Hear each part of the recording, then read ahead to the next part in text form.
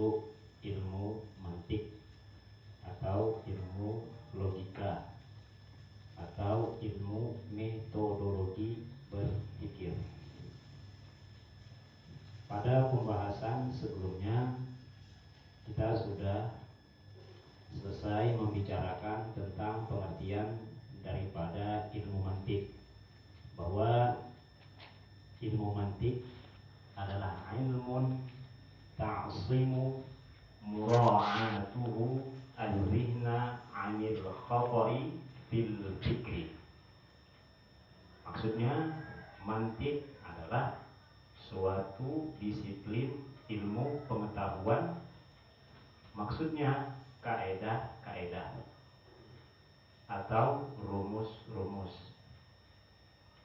yang dengan mengetahui kaedah-kaedah ini serta menjaganya dalam artian menerapkannya, maka seseorang yang menguasai kaedah tersebut akan terjaga dari kesalahan dalam berpikir. Kemudian berpikir adalah tertibu umurin ma'lumatin bitta'addi ila amrin majhulin. Berpikir adalah penyusunan dengan susunan tertentu yang akan dipelajari di ilmu mantik. Pengetahuan-pengetahuan atau sesuatu yang diketahui, tujuannya litta'addi atau littawassuli, untuk mengantarkan kita supaya mengetahui amrin majhulin, sesuatu yang tidak diketahui. Jadi dari definisi berpikir berarti harus ada sesuatu yang tidak diketahui oleh seseorang tersebut dan dia ingin mengetahuinya, dan ketika ingin mengetahuinya tersebut harus melalui perkara-perkara atau sesuatu yang diketahui, yang tersimpan di dalam diri atau akal seseorang tersebut atau gudang pemikirannya. Kemudian meneliti, mencari, membahas pengetahuan-pengetahuan tersebut yang mempunyai munasabah, hubungan, kaitan dengan sesuatu yang ingin diketahui dalam artian amrun majhul. Setelah itu terjadi, maka disusunlah sesuatu yang diketahui yang mempunyai munasabah ini tadi, disusun dengan cara tertentu agar bisa mengantarkan kita untuk mengetahui sesuatu yang belum diketahui. Kemudian kemarin kita juga sudah membahas,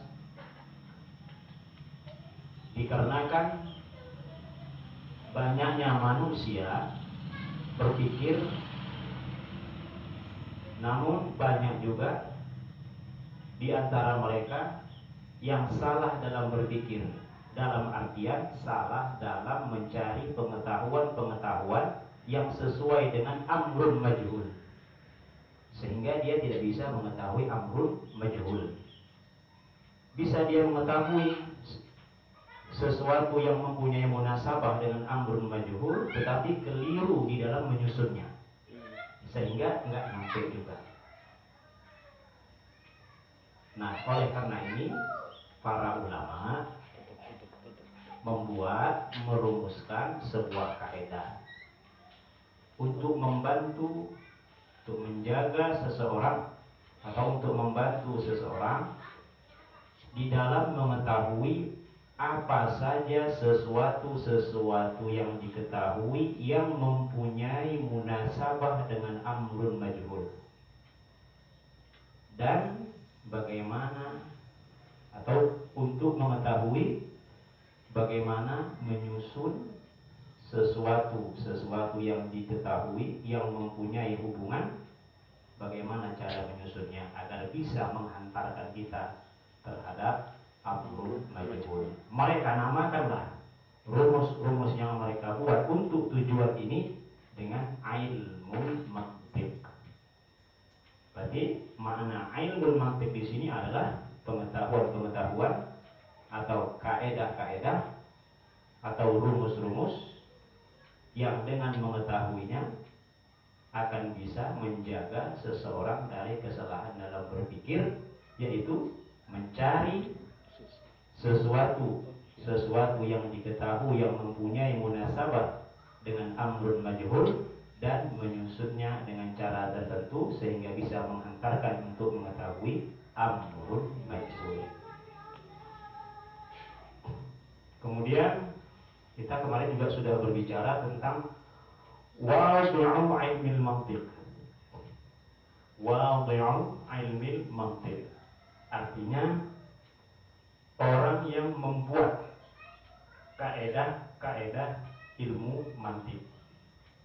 Mereka adalah para tokoh Yunani sebelum ribuan tahun sebelum Masehi. Di antara mereka adalah Al-Hakim Aflatun. Kata Al-Hakim maksudnya adalah ahli hikmah. Hikmah artinya kebijaksanaan. Mereka dibilang ahli kebijaksanaan karena mereka menguasai banyak disiplin ilmu, baik ilmu yang bersifat teori semata maupun segala disiplin ilmu yang bersifat praktek. Sehingga dengan menguasai ini mereka disebut dengan Al-Hakim. Jadi Al-Hakim Aflatun, kemudian Al-Hakim Irasatu, kemudian Al-Hakim Sukrat. Al-Hakim Irasatu kemarin adalah murid daripada Aflatun. Bahkan dia di antara murid yang paling menonjol. Nah, dari Irasatu inilah dimulai penulisan kaedah-kaedah ilmu mantik dalam bentuk karya tulis, dalam bentuk fan, dibukukan. Jadi yang membukukan ilmu mantik dalam bentuk karya tulis adalah Al-Hakim Irasatu atau Aristo atau Aristoteles.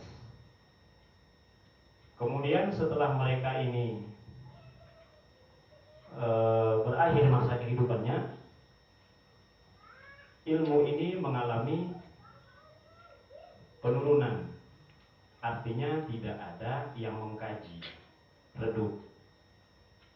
Barulah setelah itu masuk generasi Islam, tepatnya pada masa dinasti Abbasiyah, kembali dilakukan penterjemahan karya-karya tulis para ulama Yunani atau para hukama atau ahli hikmah.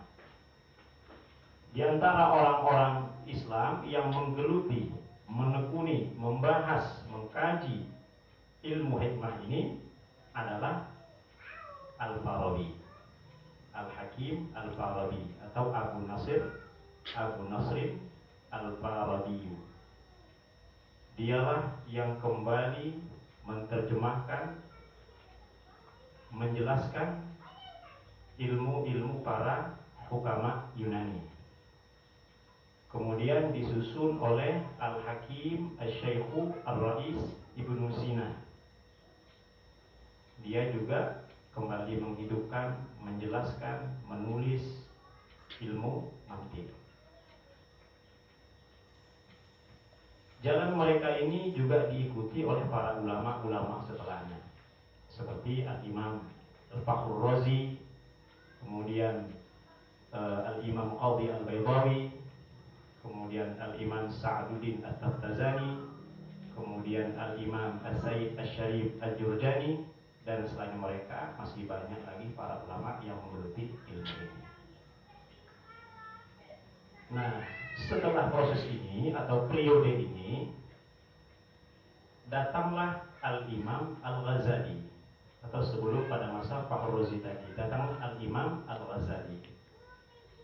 Dia bersihkan ilmu mantik ini dari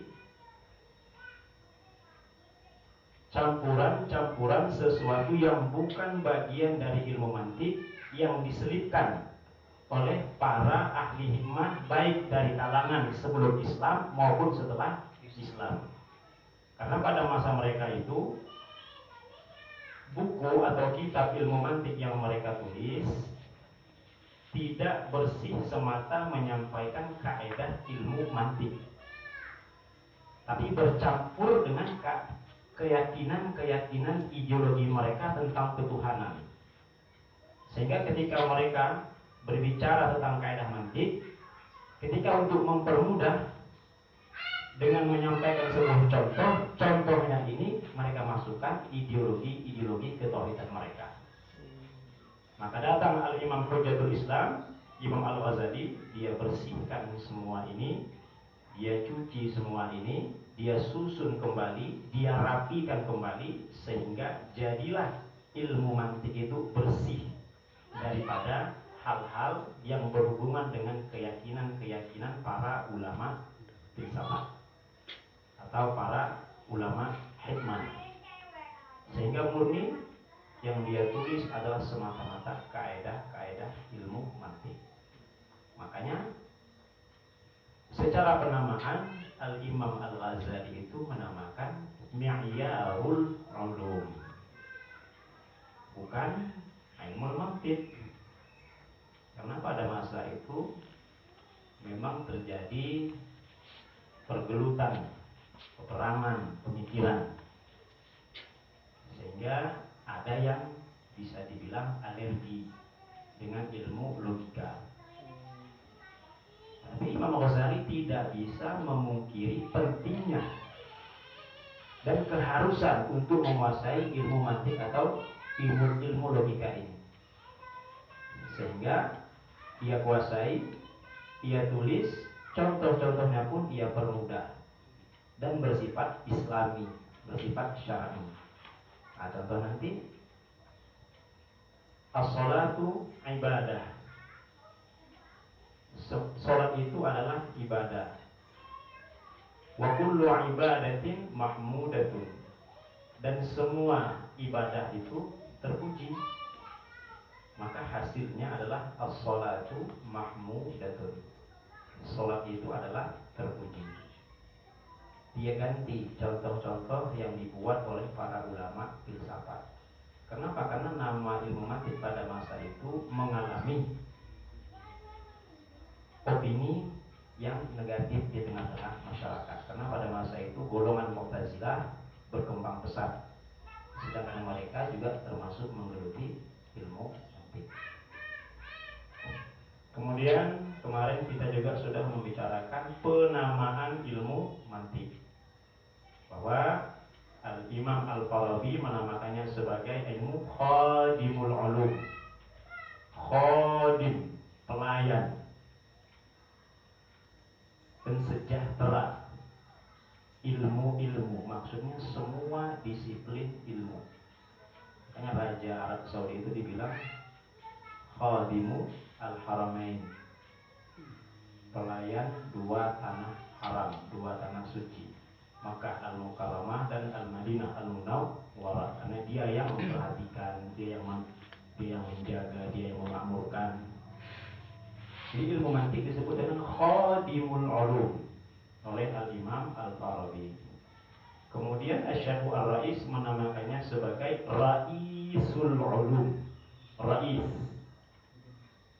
pemimpin, ketua. Al-Ulum, ilmu, maksudnya semua disiplin ilmu. Imam Al-Ghazali menamakannya sebagai Mi'yaru Al-Ulum. Kemudian dinamakan juga dengan ilmul mizan, ilmu timbangan. Kenapa? Karena dengan kaedah-kaedah ilmu mantik ini, pemikiran akan ditimbang. Mana yang benar sehingga diambil, dan mana yang salah sehingga dikesampingkan dan dihindari. Ini rangkuman tentang materi yang kita bicarakan pada pertemuan pertama kemarin untuk ilmu mantik. Saya ada pertanyaan? Yang akhwat? Abbas? Nah.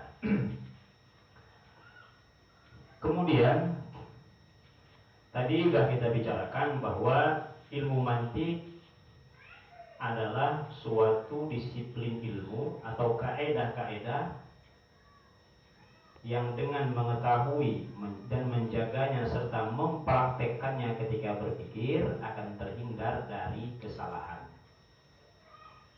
Kesalahan dalam berpikir artinya kesalahan dalam mencari atau menentukan sesuatu pengetahuan yang mempunyai hubungan dengan sesuatu yang belum diketahui dan menyusunnya. Jadi yang disusun adalah sesuatu yang diketahui yang mempunyai munasabah dengan amrun majhul. Jadi berarti mantik adalah perpindahan dari ma'lum ila majhul. Perpindahan dari ma'lum sesuatu yang diketahui kepada amrun majhul, sesuatu yang belum diketahui. Berarti seseorang tersebut ketika dia ingin mengetahui sesuatu, dia harus lewat sesuatu yang diketahui. Berarti sesuatu itu harus memiliki sifat ilmun. Dan seseorang tersebut juga mengetahui sesuatu yang bisa untuk diketahui tersebut, yang disebut dengan ilmun. Maka di sini perlu kita mengetahui apa sih ilmun itu.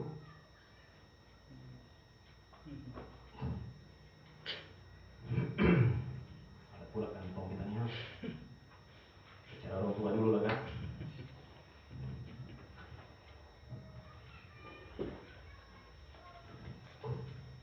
Al-ilmu. Ini definisi ilmu di sini adalah indal manatiqah, indal mantiqiyin. Ilmu menurut para ulama mantik. Karena nanti makna dari ilmu itu bisa berbeda tergantung mengikut kode etik ilmu atau ulama dari kalangan ilmu apa. Nah, kita berbicara definisi atau pengertian ilmu. Ilmu menurut para ulama mantik adalah al-idrak. Al-idrak. Apa arti al-idrak? Al-idrak ini dalam bahasa Indonesia artinya pengetahuan, pencapaian, mendapat, meraih. Apa yang dimaksud dengan pengetahuan?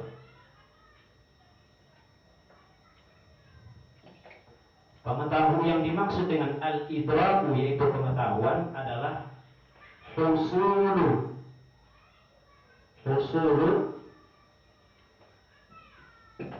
surati syai'i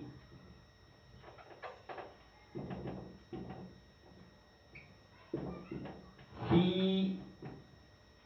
al-zihni. Ilmun adalah al-idraku, pengetahuan. Al-idraku maksudnya apa? Maknanya apa? Husulu surati syai'i fi zihni. Husul sampai, surah foto, potret, bentuk, asyai sesuatu, fi pada atau ke dalam, az-zihni akal.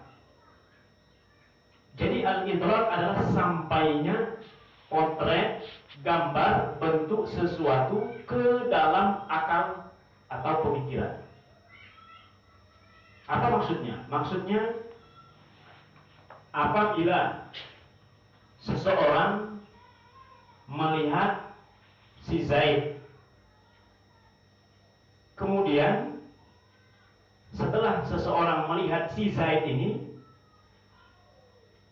gambar atau bentuk atau potret si Zaid ini akan terpatri di akalnya. Nah, ketika ini terjadi, maka dikatakan si fulan ini, si A ini qad adraka Zaidan. Dia telah mengetahui si Zaid.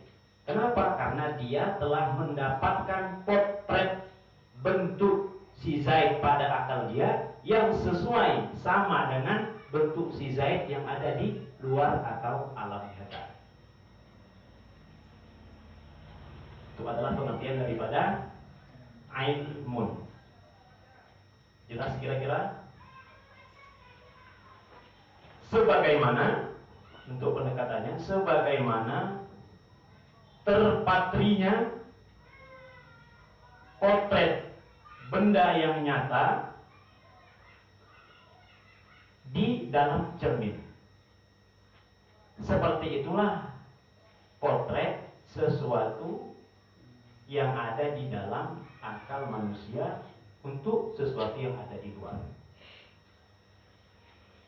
Hanya saja perbedaannya adalah kalau cermin dia hanya menangkap potret benda-benda yang mahsus, artinya bisa ditangkap oleh indera, penglihatan, pendengaran, rasa, dan seterusnya.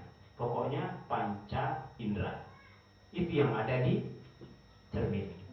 Berbeda dengan manusia, dia bisa menangkap sesuatu yang mahsus, yang non abstrak, bisa pula menangkap sesuatu yang bersifat makna semata, yaitu yang abstrak. Contohnya seperti makna al-karam, mulia. Mulia itu ada nggak di luar? Nggak ada. Bisa nggak kita gambarkan dalam cermin atau ditangkap oleh cermin makna atau potret daripada karam, yaitu mulia? Nggak bisa. Tapi manusia dengan akalnya bisa menangkap makna karam atau mulia. Demikian juga seperti al-hilm, kelembutan, dan seterusnya. Jadi manusia kelebihannya bisa menangkap sesuatu yang bersifat mahsus, non abstrak, dan yang bersifat makna, yaitu abstrak.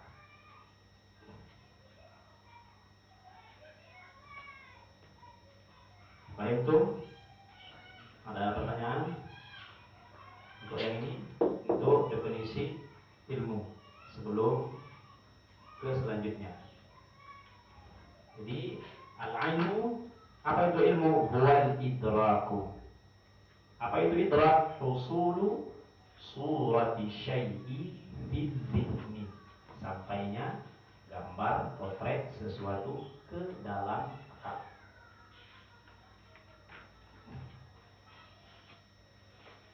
Dan itu pengertian daripada ilmun. Contohnya seperti kita mendapatkan makna daripada si Zaid. Ada si Zaid di luar, kita lihat, terpatrilah gambar atau potret si Zaid ke dalam akal kita. Maka ketika itu dikatakan seseorang ini telah adraka Zaidan, telah mengetahui si Zaid. Jadi makna saya mengetahui si Zaid artinya adalah potret gambar si Zaid itu terpatri di dalam akal. Nah, apabila pengetahuan terhadap sesuatu hanya bersifat penggambaran makna dari sesuatu tersebut tanpa ada memberikan penghukuman, apakah Zaid bakhil atau Zaid jamil atau Zaid karim, tanpa ada seperti itu, maka dinamakan dengan tasawwur. Dinamakan dengan at-tasawwur. Dinamakan dengan at-tasawwur. Jadi at-tasawwur adalah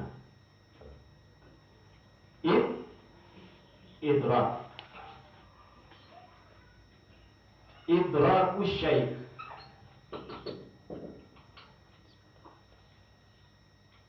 Mengetahui sesuatu min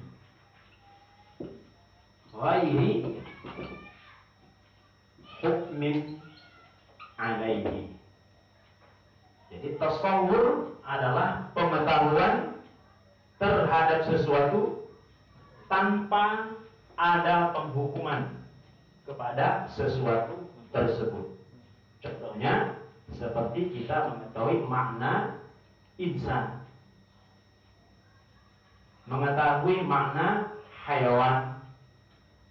Ketika kita semata mengetahui makna daripada insan, maka ketika itu dikatakan tasawwur. Jadi tasawwur adalah pengetahuan. Pengetahuan ini dia. Kemudian dinamakan tasawwur karena tidak ada penghukuman terhadap makna sesuatu yang sampai ke dalam akal kita.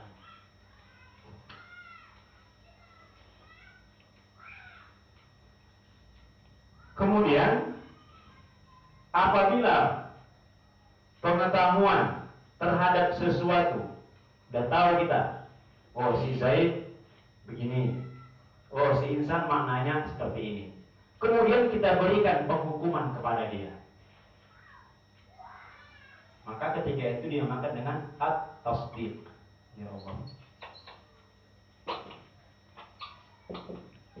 At-tasdiq. Jadi at-tasdiq adalah idrakus syai'i ma'a hukmin alaihi, atau idrakus syai'i ma'al hukmi alaihi. Pengetahuan terhadap sesuatu disertai dengan penghukuman terhadap si Zaid.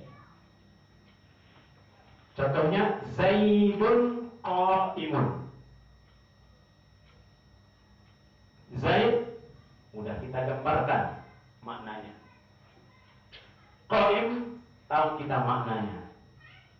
Apa makna qa'im? Ada zat. Siapa? Siapa saja. Berdiri. Zaid seseorang, makhluk hidup, berpikir, yang mempunyai karakter sifat tersendiri. Sudah tahu kita. Kemudian ada hubungan antara si Zaid dengan Qaim. Ada kaitan, ada hubungan yang dinamakan dengan nisbah. Ketika kita menggambarkan si Zaid, kemudian Qaim, masing-masing maknanya. Kemudian kita gambarkan bahwasanya si Zaid adalah orang yang tegak kedua kakinya dan bertumpu kepada kedua kakinya, maksudnya tumit dia. Maka ketika itu kita katakan Zaidun qa'imun. Berarti ada hubungan antara makna qa'im dengan makna Zaid. Hubungan ini dinamakan dengan nisbah. Apakah nisbah ini sebenarnya terjadi atau tidak? Ketika kita dapat nisbah antara Qaim dan Zaid benar terjadi, maka ketika itu dinamakan dengan tasdiq. Atau kita dapati nisbah itu tidak terjadi, juga dinamakan dengan tasdiq. Jadi tasdiq sempurnanya adalah mendapati nisbah hubungan sesuatu Qaim tadi dengan sesuatu yaitu Zaid, apakah terjadi atau tidak terjadi. Kalau terjadi dinamakan dengan tasdiq bil ijab. Kalau tidak terjadi dinamakan dengan tasdiq bis salb. Tasdiq bil ijab artinya positif. Bisa cabut. Kenapa? Karena kan tadi Zaidun qa'imun. nisbahnya tidak terjadi di dalam fakta, maka dicabutlah nisbah antara qaim dengan si Zaid. Maka dibilang at-tasdiqu bisalbi. Kalau terjadi nisbahnya at-tasdiqu bil ijab. Jelas? Ada yang pertanyaan? Ada yang mau bertanya untuk definisi ilmu tasawur, tasdiq? Jenis tasawur itu penggambarannya. At-tasawur, Maknanya. tasawur pengetahuan terhadap sesuatu tanpa memberikan penghukuman, semata makna saja. Contohnya karim tadi. Contohnya karam atau insan. Ya. Nampak di sini gambaran. Cuman nggak bisa menghukumi. Makna saja. Maka ketika itu terjadi dinamakan faqat tasawwartu al-insan. Saya telah mentasawurkan makna insan. Artinya makna dia, potret dia terpatri ke dalam akal.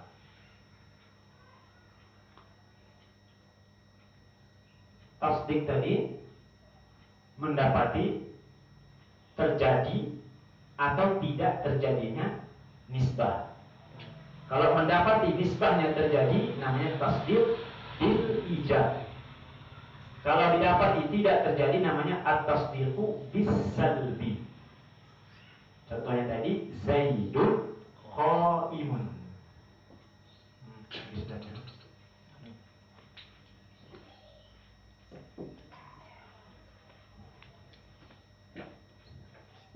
Zaidun qaimun. Zaid berdiri. Kita udah mentasawurkan makna Zaid, udah mentasawurkan makna qaim, kemudian sudah mentasawurkan hubungan antara qaim dengan si Zaid yang kita namakan dengan hubungan yaitu nisbah. Kemudian ketika dilihat nisbah ini dalam faktanya terjadi atau tidak terjadi, kalau terjadi namanya tasdiq bisal, kalau tidak terjadi namanya tasdiq, kalau terjadi namanya tasdiq bil ijab, kalau tidak terjadi namanya tasdiq bisal. Jadi tasdiq berarti butuh, untuk terjadinya tasdiq butuh tasawur bagian pertama, tasawur bagian kedua, kemudian tasawur terhadap nisbah, kemudian mengetahui atau mendapati nisbah ini terjadi atau tidak. Oke. Ada. Alhamdulillah. Yang akhwat.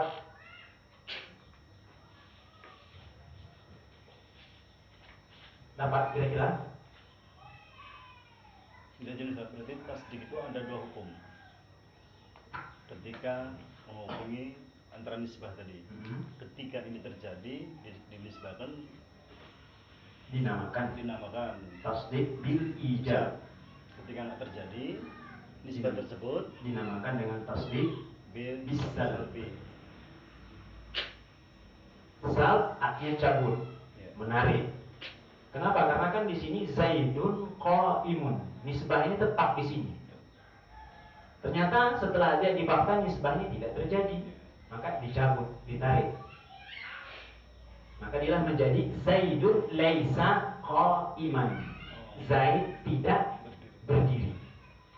Berarti tidak berdiri dicabut, diangkat. Maka dinamakan yang demikian at-tasdiqu bis-salbi.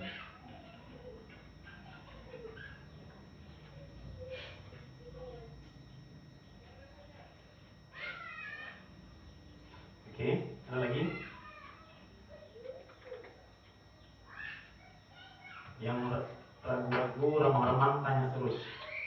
Karena semakin naik, kita terus semakin naik dan ini akan dipakai. Kalau samar sekarang, maka kedepannya akan samar terus. Kalau samar sekarang, maka kedepannya akan samar terus.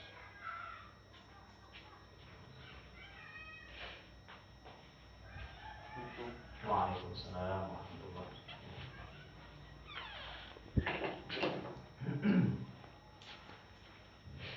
Definisi ilmu sudah, contohnya sudah.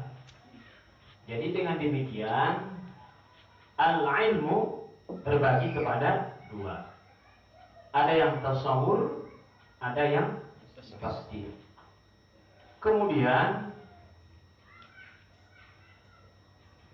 tasawur dan tasdik ini terbagi kepada dua. Ada at-tasawur ad-daruri, ada at-tasawur an-nazari.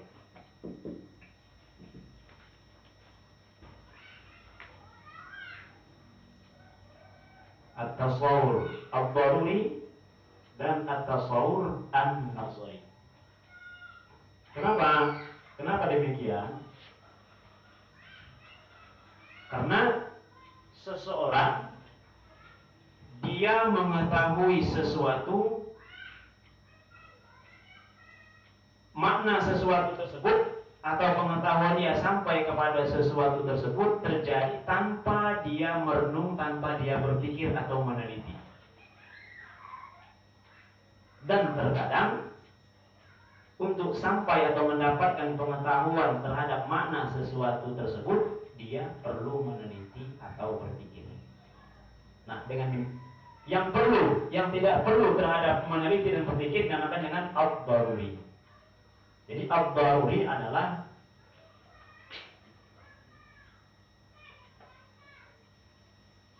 ma la yahtaju ila nazarin. Sesuatu yang tidak perlu kepada meneliti atau fikir atau berpikir. Nah, ceklah berpikir tadi apa artinya, sudah kita jelaskan. Nah, sedangkan an-nazari kebalikan daripada ad-daruri, itu sesuatu yang perlu kepada berpikir. Apa contoh at-tasawwur ad-daruri? Contohnya adalah ketika saya atau kita menyentuh suatu benda yang panas atau suatu benda yang dingin. Ketika kita sentuh, maka indera rasa kita akan mendapatkan sebuah makna bahwa benda ini panas, benda ini dingin. Berarti kita merasakan apa itu makna panas. Kita mendapatkan makna panas, kita mendapatkan makna dingin. Dinamakan dia dengan ad-daruri. Kenapa? Untuk mendapatkan makna panas, makna dingin tersebut, kita tidak perlu lagi meneliti atau berpikir. Tidak perlu kita menyusun mana pengetahuan yang sesuai dengan yang ingin diketahui, kemudian disusun lagi, tidak perlu. Atau merasakan makna lapar. Ketika lapar, langsung nggak mendapatkan maknanya, atau mikir dulu, udah keroncong perut nih kan, lapar nggak sebenarnya ya, udah suara perut nih, ya kan, masih mikir nggak lagi nih, ini lapar apa enggak ya? Enggak. Begitu juga dengan makna haus. Jelas? Untuk yang daruri, maka dinamakan dengan ad-daruri. Daruri itu artinya terpaksa. Karena ketika kita sentuh benda panas, dia makna panas ini nggak bisa kita hindari. Terpatri di dalam akal kita atau dalam diri kita. Kita muttar, terpaksa. Nggak ada pilihan, nggak bisa menghindar. Ketika disentuh, pasti makna panas itu akan kita rasakan. Pasti makna dingin itu akan kita rasakan. maka dinamakan dengan ad-daruri.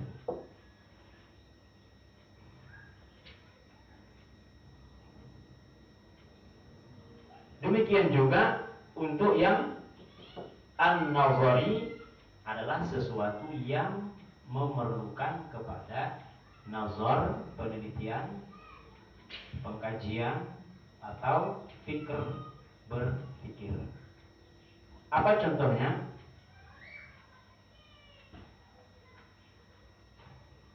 Contohnya adalah mendapatkan makna insan. Makna insan. Mal insan, apa sih makna manusia? Al-insan artinya manusia. Apa sih makna manusia atau al-insan?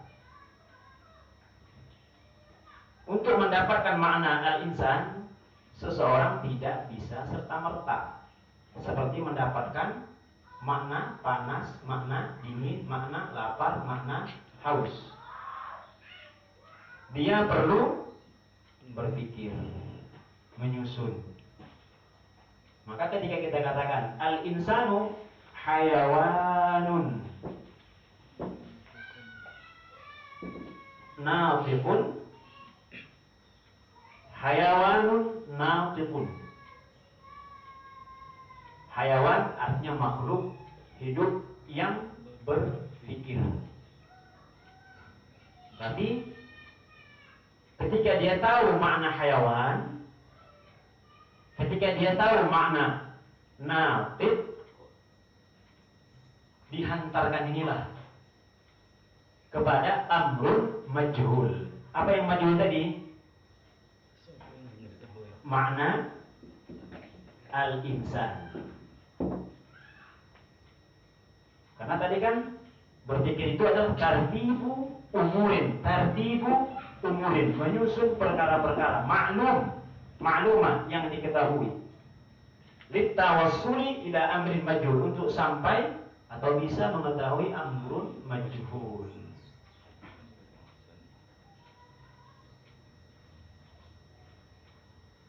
Jadi dinamakan ilmun karena terjadi husulu surati syai'izin, sampainya potret sesuatu ke dalam pikiran.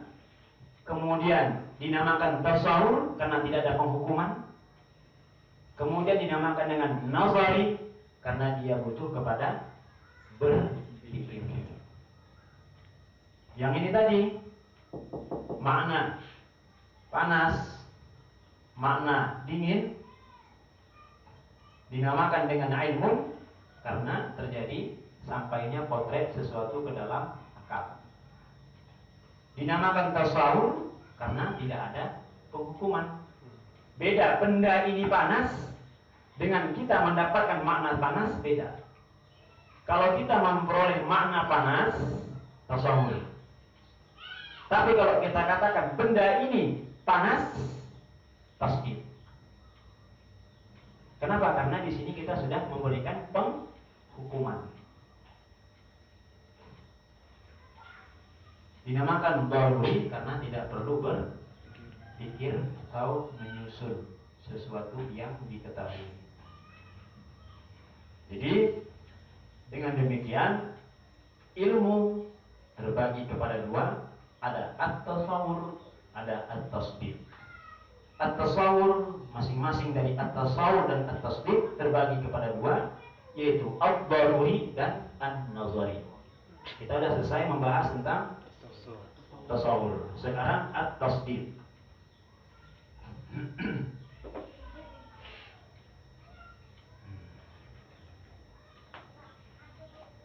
Lagi Om ya? Ada di ini yang coba diisi dulu. Coba. Setelah apa sudah biasa ini.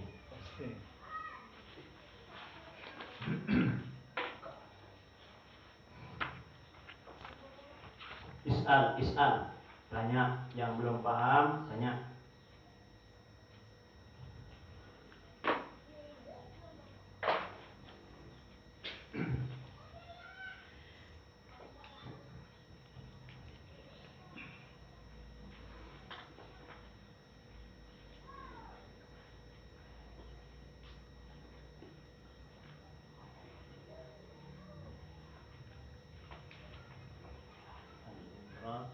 tasawur, tasdid, daruri, an-nazar.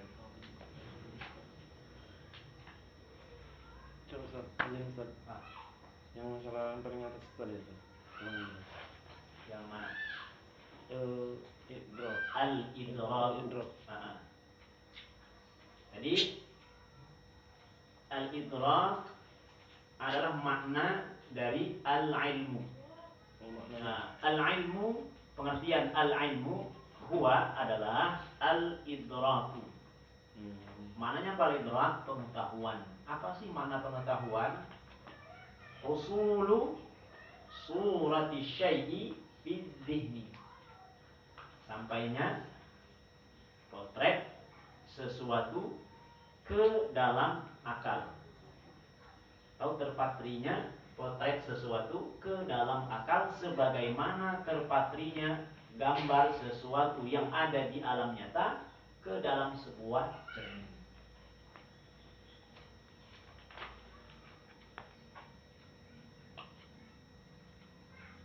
Nah, umpamanya gini ya, Bang Rizky. Saya belum kenal Bang Rizky. Masih datang depan saya kan? Saya lihat Bang Rizky. Sudah terlihat, hilanglah Bang Rizky dari hadapan saya. Keluar. Potret gambar Bang Rizky ini terpatri di dalam akal saya. Jadi ketika Pak Mario bilang, itu tadi namanya Rizky, langsung kontak ini. Oh, itu Rizky. Itu Rizky. Rizky lapasnya maknanya yang ada di akal.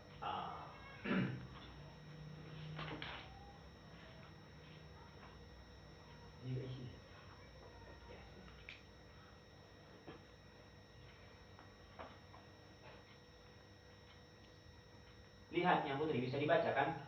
Sorry lah, tulis-tulis agak apa sedikit ya, agak jemping sedikit.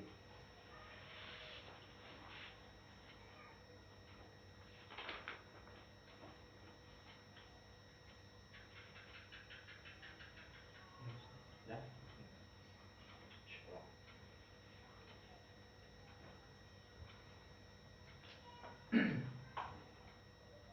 Udah siap?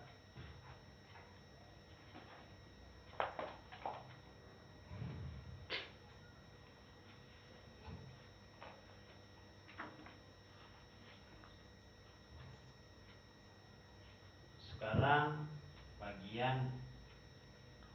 pembagian at-tasdid. Pertama, at-tasdid al-daruri.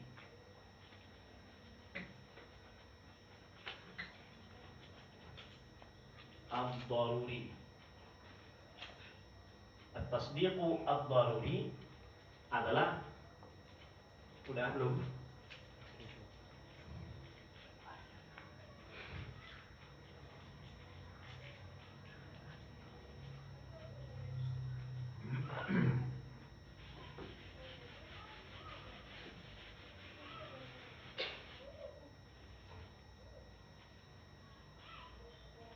Di ad-daruri adalah ma la yahtaju ila nazarin au fikrin. Oke, perhatikan dulu. Pembagian ilmu yang kedua, at-tasdid. Pembagian tasdik yang pertama yaitu ad-daruri. Jadi kita katakan ad-daruri adalah ma la yahtaju ila nazarin au fikrin. Jadi daruri berarti sesuatu yang tidak membutuhkan kepada berpikir. Contohnya apa? Contohnya adalah al-kullu.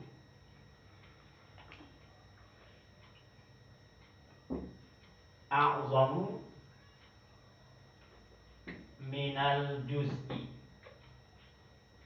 Contoh at-tasdid ad-daruri adalah al-kullu a'zamu minal juz'i.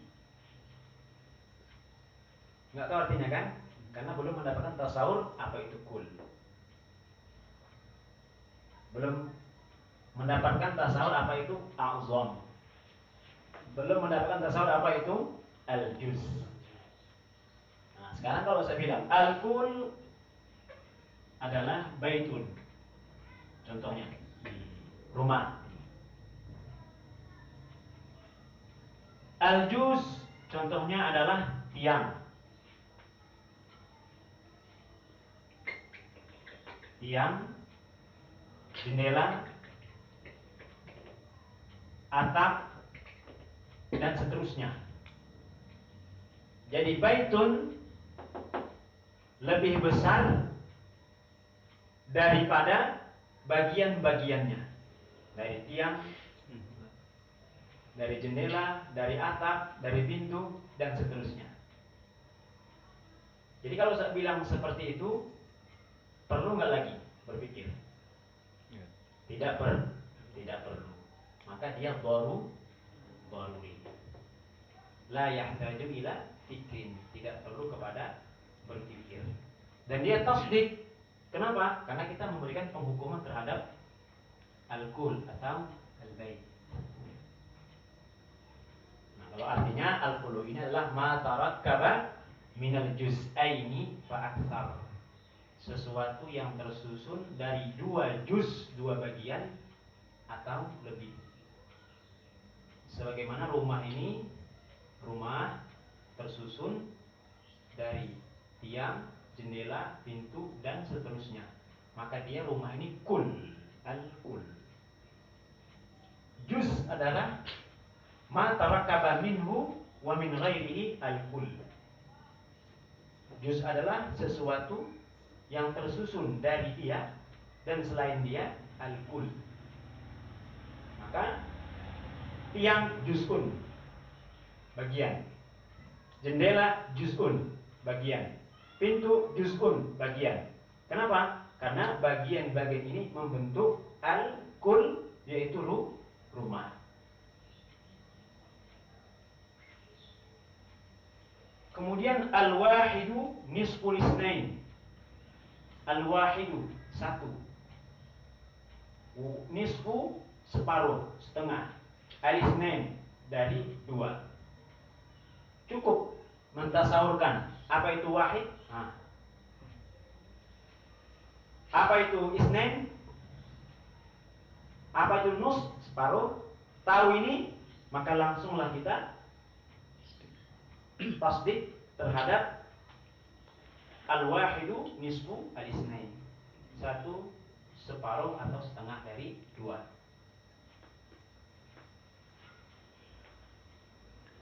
Dah?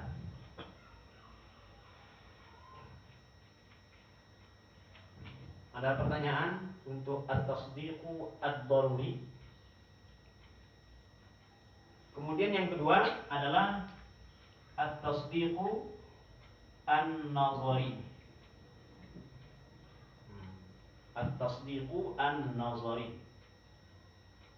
At-tasdiqu an-nazari adalah yang memerlukan kepada berpikir. Apa contohnya?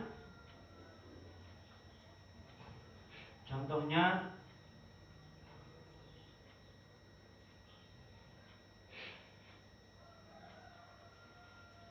kita pakai contoh yang masyhur aja. Al-alamu hadisun.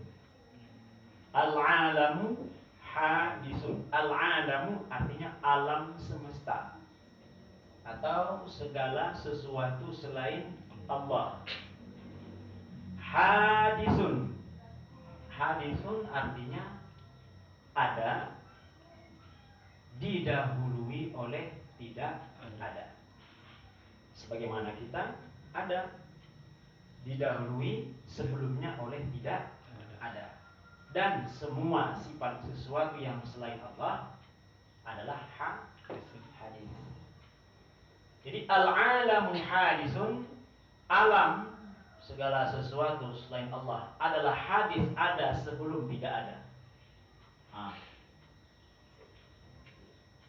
Apakah ketika tahu makna ini, kemudian mendapati nisbahnya ada hubungan antara keduanya, langsung kita tasdik? Tidak. Tapi meneliti dulu. Sehingga makanya dalam kitab tauhid itu ditetapkan dalil untuk menetapkan apakah alam itu baharu atau tidak. Bukti bahwasanya ini bukan daruri. Perlu kepada berpikir. Makanya dibuatlah al-alamu hadithun. Dilihatlah alam semesta ini. Namanya al-alamu mutaghayyirun. Al-alamu mutaghayyirun. Alam ini berubah-ubah. Berubah dari ukuran, berubah dari keadaan, berubah dari tempat, berubah dari wujud. Betul enggak? Betul. Wa kullu mutaghayyirin hadis. Setiap semua sesuatu yang bersifat ini mutaghayyir adalah hadis. Artinya ada, didahului oleh tidak ada. Jadi ini adalah sebuah jalan, adalah sebuah susunan, sesuatu yang diketahui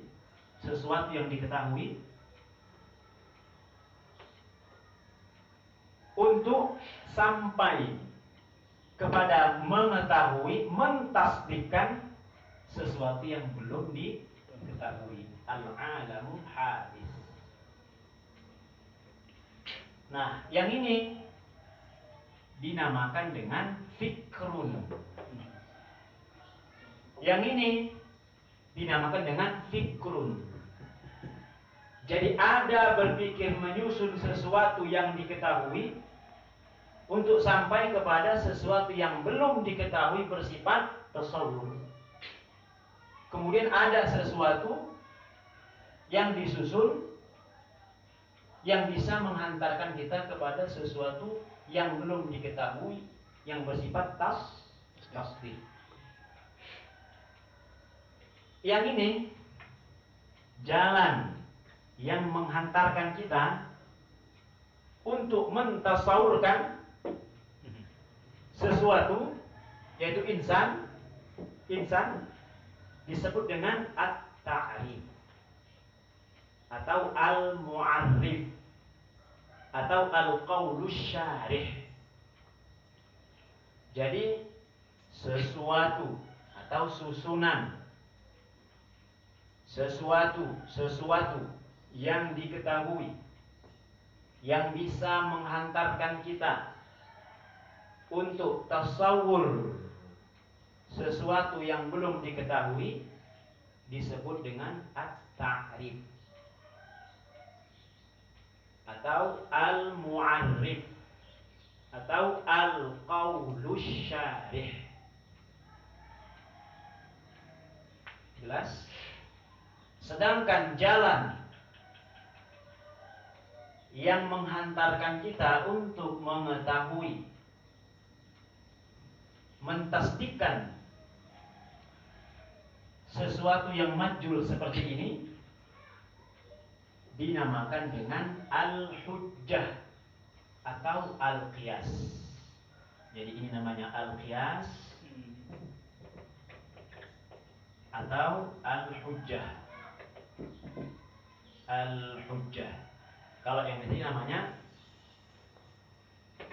at-ta'rif atau al-mu'arrif atau al-qaulu asy-syarih.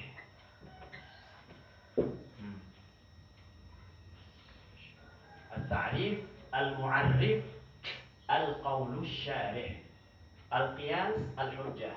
Jadi apa itu ta'rif? At-ta'rif adalah pentasawuran atau penyusunan sesuatu yang diketahui yang bisa membuat menghantarkan kita untuk mentasawurkan sesuatu. Sedangkan al-hujjah atau al-qiyas adalah penyusunan sesuatu yang diketahui yang bisa menghantarkan kita untuk mentasbihkan sesuatu. Tasdik tadi adalah mengetahui atau mendapati terjadinya nisbah, yaitu hubungan sesuatu dengan sesuatu, atau mendapati tidak terjadinya nisbah sesuatu dengan sesuatu. Tasawur tadi adalah mengetahui sesuatu tanpa memberikan hukum.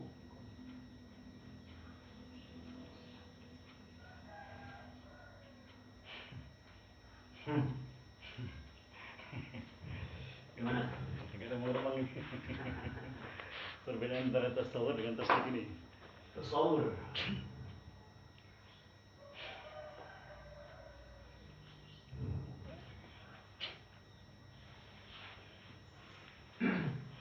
Jadi mengetahui makna alam tasawur. Mengetahui makna mutaghayyir tasawur. Mendapati nisbah mutaghayyir terhadap alam sehingga kita katakan al-alamu mutaghayyir tasawur. Mendapati, mengetahui bahwa nisbah hubungan antara mutaghayyir dengan alam terjadi atau tidak terjadi tasdik.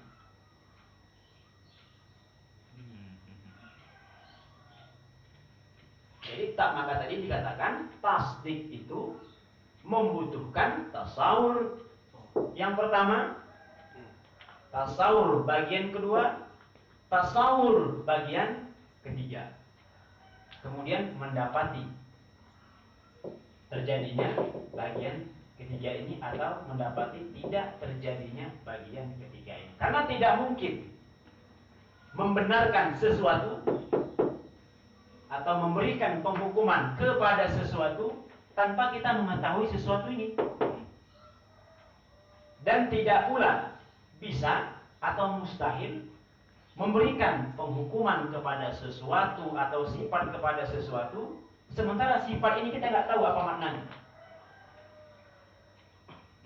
Zaidun jamilun. Si Zaid tampan. Apa itu Zaid? Seorang manusia yang mempunyai sifat tertentu. Apa itu jamil? Entah, nggak tahu.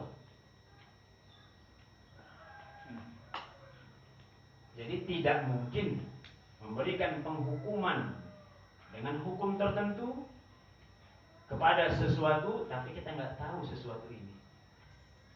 Atau memberikan penghukuman kepada sesuatu dengan hukum tertentu, sifat tertentu, tapi kita tidak tahu makna dari hukum, makna dari sesuatu yang mau kita beri hukum kepada sesuatu tersebut. Maka untuk terjadinya tasdik butuh tasawur bagian pertama, tasawur bagian kedua, tasawur bagian ketiga, yaitu nisbah. Kemudian mendapati nisbah ini terjadi atau tidak terjadi. Dengan demikian pembahasan kita pada hari ini, kita sudah selesai membahas apa itu ilmu. Kita katakan ilmu adalah al-idraku mutlaqan, pengetahuan secara mutlak dalam bentuk apapun. Kemudian pengetahuan itu adalah husulu surati syai'i fi zihni, sampainya potret gambar sesuatu ke dalam akal pikiran sebagaimana terpatrinya gambar sesuatu yang ada di luar ke dalam sebuah cermin. Kemudian kita katakan ilmu tadi terbagi kepada dua. Ada at-tasawur, ada at-tasdik. At-tasawur adalah mendapati atau mengetahui sesuatu. Mengetahui sesuatu atau makna sesuatu tanpa memberikan penghukuman. Sedangkan at-tasdik adalah mendapati sesuatu lalu memberikan penghukuman. Kemudian masing-masing dari at-tasawur dan at-tasdik terbagi kepada dua, yaitu nazari dan daruri. Daruri adalah sesuatu yang tidak memerlukan kepada berpikir, yaitu menyusun tertib umurin ma'lumat yang ditadi ila amrin majhul. Dan nazari adalah memerlukan untuk tertib umur ma'lumah ila litawasuli ila amrin majhul. Jadi ilmu terbagi dua, at-tasawur dan tasdik. At-tasawur terbagi dua, nazari, ad-daruri dan nazari. At-tasdik terbagi dua, ad-daruri dan an-nazari. Terbaginya ilmu kepada at-tasawur dan at-tasdiq dilihat dari segi kaitan ilmu tersebut. Dilihat dari keterkaitan ilmu kepada sesuatu. Maka dibagilah menjadi dua, at-tasawur dan at-tasdiq. Dilihat dari segi jalan untuk mengetahui sesuatu tersebut, ilmu juga kembali terbagi kepada dua, ad-daruri dan an-nazari. Dengan terbaginya ilmu, jalan ilmu, maka terbagi jugalah at-tasawur dan at-tasdiq. Contoh tasawur ad-daruri adalah mendapatkan makna panas. Contoh at-tasawur an-nazari adalah mendapatkan atau mengetahui makna insan, yaitu hayawanun natiqun. Kenapa itu tasawur? Kenapa itu ilmun? Karena husulu surati syai'i bi az-zihn. Kenapa tasawur? Karena mengetahui sesuatu tanpa memberikan penghukuman. Kenapa nazari? Karena memerlukan fikrun, yaitu penyusunan hayawan natik. Sesuatu yang diketahui, hayawan diketahui, natik diketahui. Kemudian menghantarkan kepada amrun majhul, sesuatu yang belum diketahui, yaitu insan. Karena dengan mengetahui makna hayawan, makna natik, seseorang tersebut akan bisa mendapatkan gambaran atau mengetahui makna daripada insan. Kalau dia belum tahu makna hayawan, ya harus diketahui, didefinisikan lagi sampai dia tergambar. Karena pikir itu adalah menyusun sesuatu yang diketahui untuk terjadinya perpindahan kepada meraih mengetahui sesuatu yang belum diketahui. Jadi wasilahnya, wasitohnya, tawasulannya mesti dengan amrun ma'lum atau umurun ma'lumatun. Perkara yang diketahui. Jadi kalau misalnya kita bilang ada yang jahil mana insan, mal insan, saya nggak tahu insan. Insan itu adalah hayawan natik. Aku nggak tahu juga mana hewan. Kasih tahu lagi. Hayawan itu adalah jismun. Apa itu jismun? Jismun itu adalah jauhar, dua jauhar yang tersusun atau lebih. Oh, benda. Benda yang dia menempati ruang kosong dengan sendirinya. Oh, itu jauhar. Kemudian nami itu apa? Berkembang, tumbuh, besar. Oh, seperti sesuatu atau benda yang tumbuh, besar, berkembang. Oh, berarti batu nggak masuk nih, karena batu nggak bisa bertumbuh, nggak bisa kembang. Jismun nami hassas, mempunyai rasa, maksudnya panca indera. Oh, tumbuh-tumbuhan nggak masuk. Kemudian mutaharrikun bil iradah, bergerak dengan keinginannya. Berarti tumbuh-tumbuhan nggak masuk juga, keluar. Jismun namin hassas mutaharrikun bil iradah mufatnatiqun. Sampai jismun namin hassas mutaharrikun bil iradah, binatang, hewan-hewan masih masuk. Kemudian kita katakan natiqun. Aku nggak tahu juga mana natik. Apa itu natik? Mufakkir, berpikir. Oh, berpikir, berarti ada akalnya, terjadi pergerakan di dalam dirinya atau di dalam akalnya, di dalam pikirannya. Oh, berarti seluruh binatang, hewan nggak masuk. Tahu dia udah sekarang makna hewan, tahu dia sekarang udah makna natik, maka terjadilah intiqal, perpindahan min ma'lum atau min umurin ma'lumah, dari sesuatu yang diketahui kepada mengetahui sesuatu yang tadi amrun majhul. Dan itu disebut dengan at-tasawwur, karena murni hanya makna semata tanpa ada memberikan penghukuman.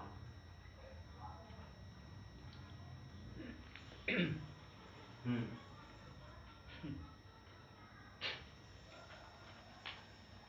Minta jelas. Jadi tasawur tentang nazar ini tadi menghukumi tidak ada penghukuman di dalam makna tersebut. Tidak ada penghukuman pada sesuatu tersebut. Ya. Kalau tasdik nazari menghukumi. Kalau tasdik, ya Menghukumi. menghukumi. Itulah Kalau tasdik menghukumi. Perbedaannya ya.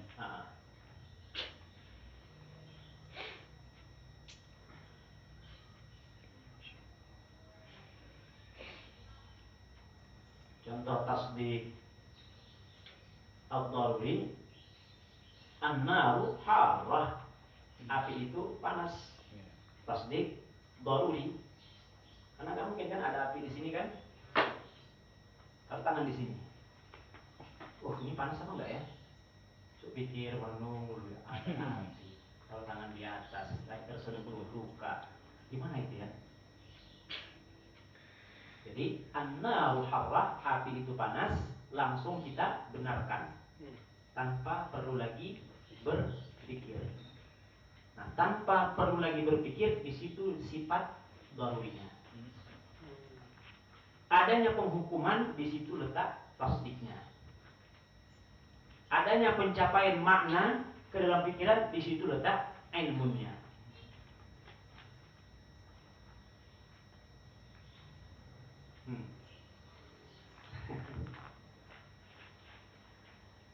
Kita masih muqaddimah. Tapi ini penting. Jalan untuk mencapai pembenaran terhadap sesuatu tadi disebut dengan al-qiyas atau al-hujjah. Contoh sudah ada. Kemudian jalan yang mengantarkan untuk bisa mentasawurkan sesuatu disebut dengan at-ta'rif atau al-mu'arrif atau al-qawlu asy-syarih. Kenapa dibilang al-mu'arrif? Karena dengan mengetahui dia, kita bisa mengetahui yang belum diketahui. Jadi dia mu'arrif, yang membuat tahu. Diambil dari kata ma'rifah. Dia yang memberikan ma'rifah kepada kita. Maka dia disebut dengan mu'arrif. Disebut dengan al-qawlu syarih karena dia adalah qaul, hayawan nafiqun, adalah perkataan. Kemudian syarih yang menjelaskan, yang mendetailkan hakikat, intisari atau makna dari sesuatu.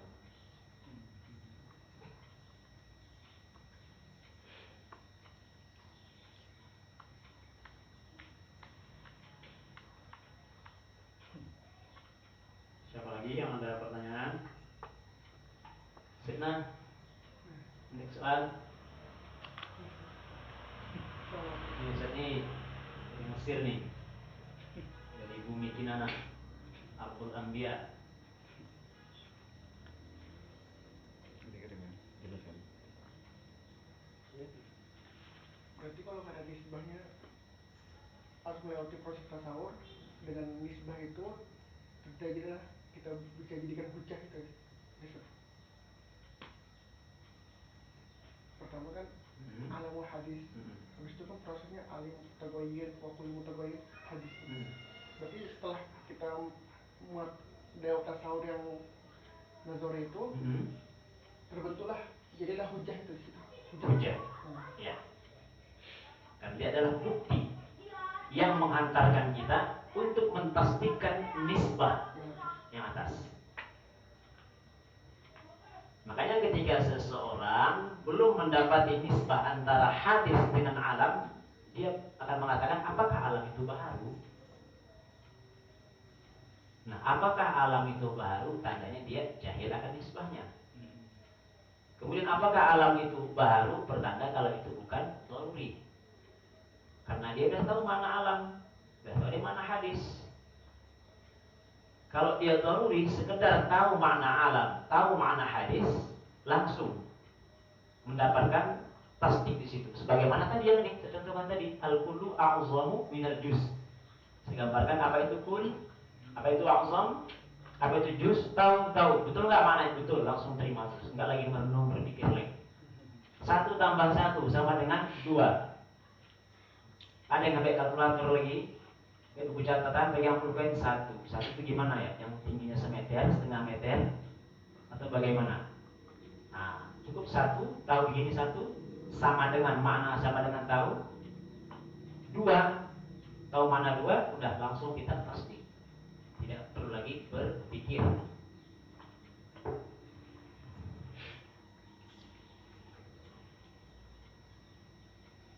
Dinamakan hujjah karena dengan inilah kita berhujjah untuk pembuktian bahwasanya nisbah tersebut benar atau terjadi.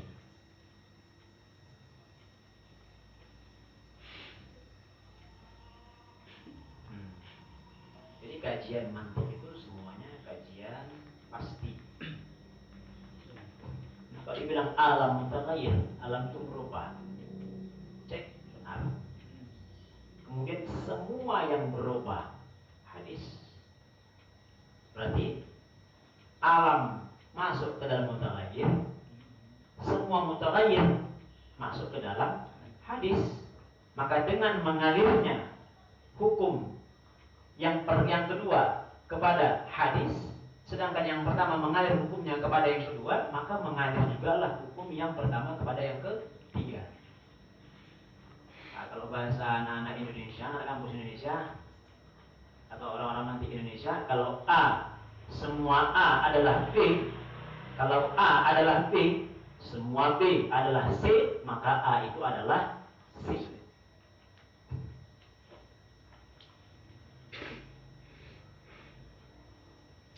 Tapi nanti kalau dalam logika ada lagi pendetailannya. Karena kalau misalnya si Zaid sama dengan Bakar, Bakar sama dengan Amr, tidak bisa mengambil kesimpulan kalau si Zaid sama dengan Bakar. Kenapa? Karena mungkin jadi si Zaid sama dengan Amr pada tingginya, si Amr sama dengan si Bakar dari segi bakhilnya. Sementara si Zaid dermawan. Jadi kesimpulan kita ambil Zaid sama dengan si Bakar tidak benar. Nah, yang seperti ini kadang benar, kadang salah, itu nggak diambil sama logika nanti. Diambil yang pasti saja.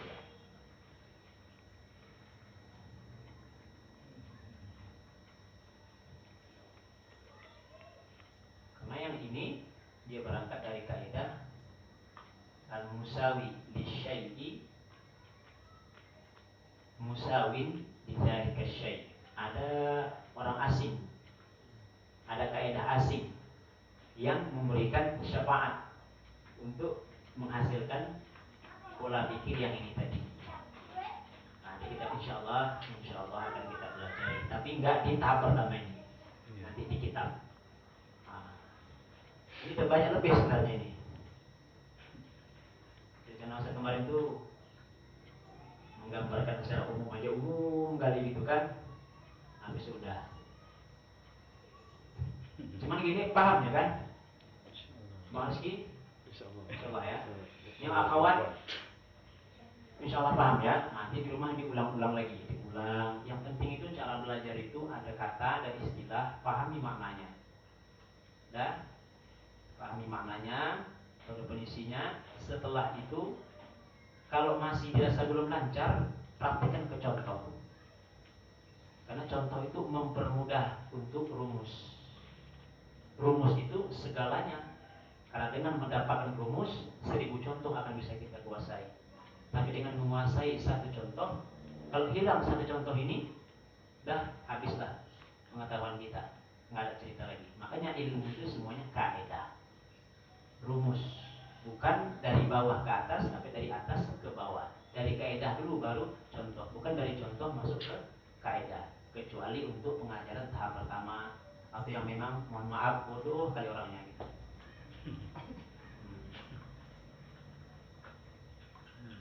Oke. Sallallahu alaihi wasallam.